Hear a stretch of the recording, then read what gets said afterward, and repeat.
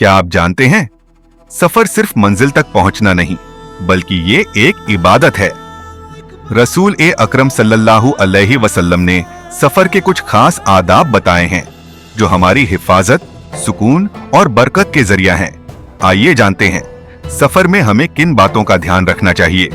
हजरत मोहम्मद सल्लल्लाहु अलैहि वसल्लम ने फरमाया, जब कोई इंसान सफर पर निकलता है तो वो अल्लाह की हिफाजत में होता है।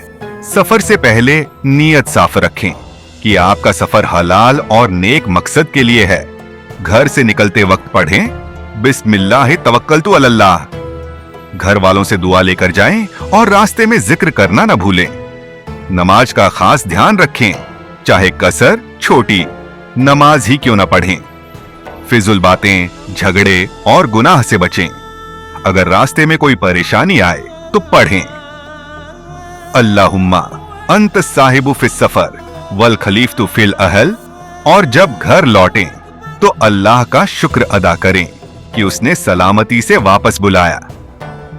सफर को इबादत बनाइए, मुश्किल नहीं।